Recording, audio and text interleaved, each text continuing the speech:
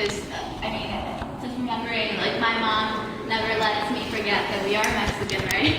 And it's always, like, you know, speak Spanish around the house, and so that's always very present, but very much like Natalie, there's a struggle because you feel that connection really, really deep inside of you, and you learn to understand it, and you learn to appreciate it, and very similar to those those people of color who are citizens. But I feel like one of the frustrating differences that I've been dealing with a lot is like I love this country, I appreciate it, but I can never, or right now, go back.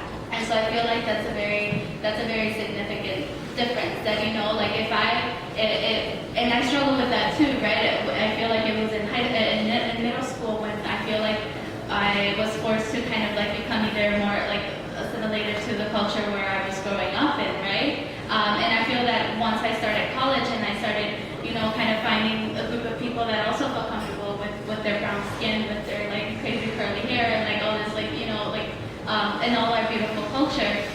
Like if I was a citizen or a resident and I could go back and actually like enjoy time with my Mexican community there, like I feel like it would have been easier to kind of keep track of that. But there is that loss because you can go back, you can go and explore, you can go visit like all these things that you learn about in your classes. So I feel like it's really frustrating and difficult, and I understand that every person of color kind of deals with that identity issue, but like the reality is that we can never go back and explore our roots for ourselves, at least now. I think in terms of identity, when I think of it, I think being undocumented has influenced every decision that I've made in my life. And so whether it was going to community college, or whether I took this job, or whether I hung out with this person, or whatever I did, right, whoever I surrounded myself with, being undocumented was always in the back of my mind with every decision.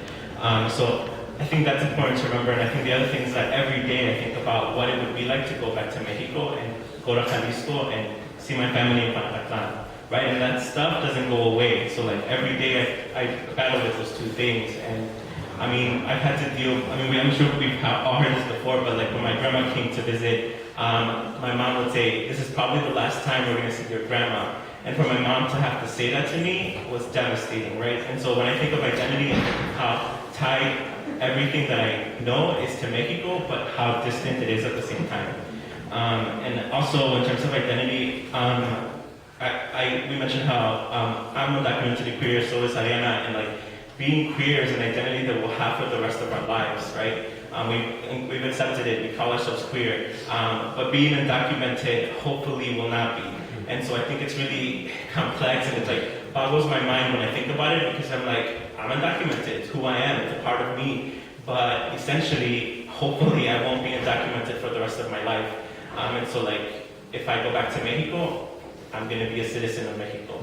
And that's something I can't even picture, it's hard to think about, because that identity is so tied to everything that I am of being undocumented.